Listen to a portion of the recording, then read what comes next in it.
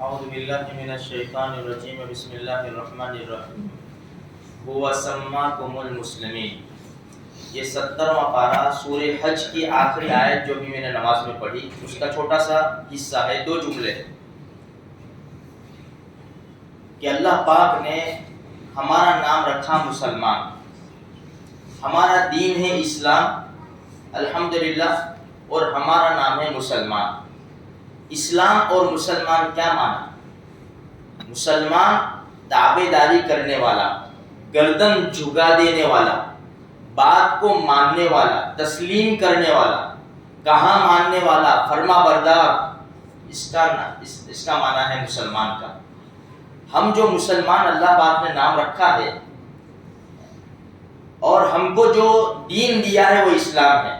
جیسے 5ویں پارے میں ہے الیوم اکملت لکم دینکم واتممت علیکم نعمتی ورضیت لکم الاسلام دینا.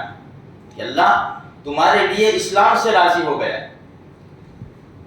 تو ہم لوگ جو ہے تابع داری کرنے والے ہیں، گردن جھکانے والے. یعنی کیا مطلب؟ کہ اللہ کا جو بھی حکم ہوگا اور اس کے نبی صلی اللہ علیہ وسلم کا جو بھی حکم ہوگا ہم گردن جھکا دیں گے.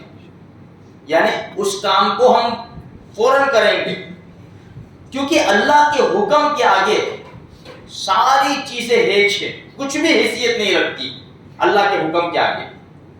اس لیے حدیث میں آتا ہے لا طاعت لمخلوق فی معصیت الخالق. جس بات میں اللہ کی نافرمانی ہوتی ہو نا، مخلوق میں سے کوئی بھی ہو، استاد ہو، پیر ہو، ماں باپ ہو، ان کی بات نہیں مانی جائے گی. کیوں؟ کہ تم جو کہہ رہے اس میں اللہ کی نافرمانی ہوتی ہے. تو جس بات میں اللہ کی نافرمانی ہوتی ہو نا، کسی کی بات نہیں مانی جائے گی، اللہ کی بات مانی جائے گی. اس لیے ہمیں چاہیے کہ ہم حقیقت میں مسلمان بن کر رہے. اسی لیے دوسرے پارے میں اللہ پاک کیا فرماتا ہے؟ کس کو؟ یا ایھا الذین آمنوا ادخلوا فی السلم کافہ. اے ایمان والو، ایمان والوں سے کہا اے ایمان والو اسلام میں پورے آ جاؤ، اسلام میں پورے آ جاؤ. یہ مسلمانوں کو کہا جا رہا ہے، ایمان والوں کو کہا جا رہا ہے. ہر حال میں ہمیں اللہ اور اس کے رسول کے حکم کو ماننا ہے میرے بھائیوں. چاہے دنیا کا کتنا بھی بڑا نقصان ہو جاوے نا، لیکن اللہ کا حکم ٹوٹے، پیارے نبی کا طریقہ چھوٹے، ہم کو یہ گوارا نہیں، نقصان برداشت ہے ہم کو. دیکھو محمود اور ایاز، بادشاہ اور غلام، دونوں کا نام مشہور ہے. محمود غزنوی رحمۃ اللہ علیہ جو افغانستان کے جلیل القدر بادشاہ تھے، ان کے غلام تھے ایاز. مشہور واقعہ، بڑے سلیقہ مند، بڑے تجربہ کار، ہوشیار، بڑے خدمت گزار، بہت اچھا آدمی تھے. اس لیے بادشاہ کے بہت قریب ہو گئے تو بڑے لوگوں کو حسد ہوتا تھا. اس لیے کہ بادشاہ کبھی کبھی ایاز کی بات کے اوپر عمل کر لیتے، بڑے لوگوں کی بات چھوڑ دیتے. تو لوگوں کو حسد ہو گیا، بڑے سرداروں کو، بڑے مجلسوں میں بیٹھنے والوں کو ایاز سے حسد ہو گیا. بادشاہ نے بھاپ لیا کہ میری جو محبت ایاز سے ہے تو ان لوگوں کو حسد ہو رہا ہے، دیکھا نہیں جا رہا ان سے. تو کبھی امتحان لے لیتے تھے. ایک مرتبہ بہترین قسم کا پیالہ اور دوسری روایت میں ہیرا جو کسی بادشاہ نے بھیجا تھا، بڑا عالی شان، بہت قیمتی ہیرے جواہرات کا وہ پیالہ تھا. بادشاہ نے حکم دیا کہ وہ پیالہ لاؤ. مجلس میں پیالہ لایا گیا، کہا کہ ہتھوڑا بھی لے آؤ. ہتھوڑا لا کے رکھا گیا. بہت بڑے وزیر تھے، ان سے کہا کہ ادھر آ جاؤ. محمود غزنوی رحمۃ اللہ فرمایا ادھر آؤ، یہ ہتھوڑا اٹھاؤ اور پیالے کے اوپر دے مارو، اس کو توڑ ڈالو.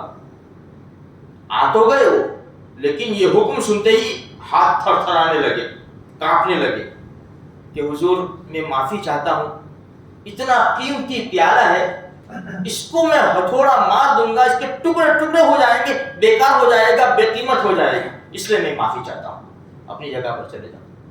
دوسرے کو بلایا، تیسرے کو بلایا، سب کے ہاتھ کانپنے لگے. سب نے انکار کر دیا کہ نہیں، ہم یہ نہیں توڑ سکتے، بڑا قیمتی پیالہ ہے. ایاز کو بلا، ایاز ادھر آؤ کہ اس کو توڑ دو. ایاز نے دوسرے سیکنڈ میں ہتھوڑا اٹھایا اور سیدھا پیالے کے اوپر دے مارا اور ٹکڑے کر دیا. سارے ٹکڑے پورے ہول کے اندر گر گئے. ہول میں سناٹا چھا گیا کہ اب کیا ہوگا.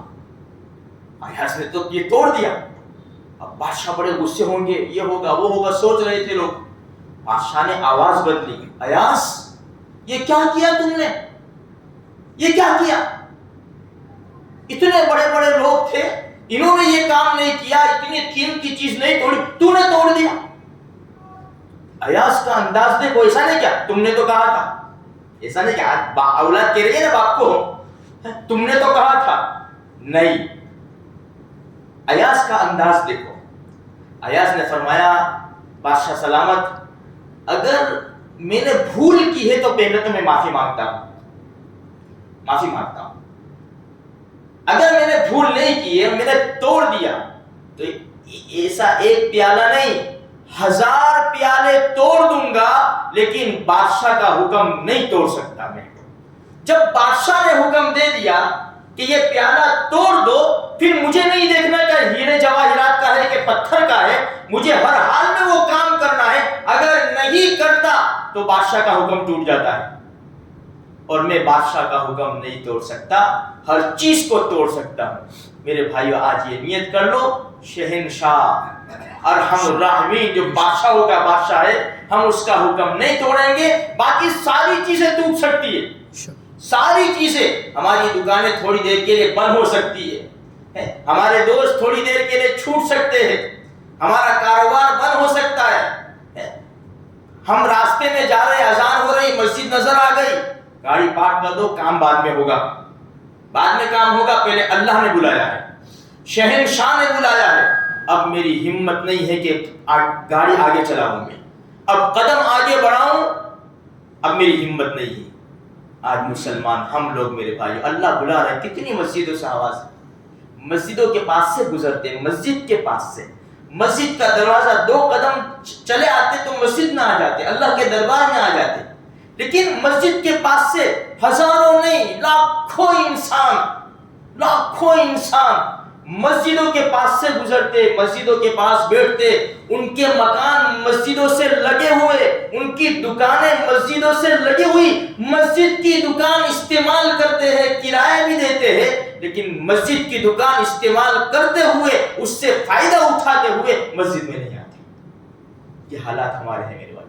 آج نیت کرو اللہ کے واسطے, میں بھی نیت کروں, آپ بھی نیت کرو کہ سب کچھ قربان ہو سکتا ہے, لیکن وہ احکم الحاکمین کا حکم انشاءاللہ ہم سے نہیں ٹوٹے گا. انشاءاللہ اللہ مجھے آپ کو سارے مسلمانوں کو توفیق نصیب فرمائے.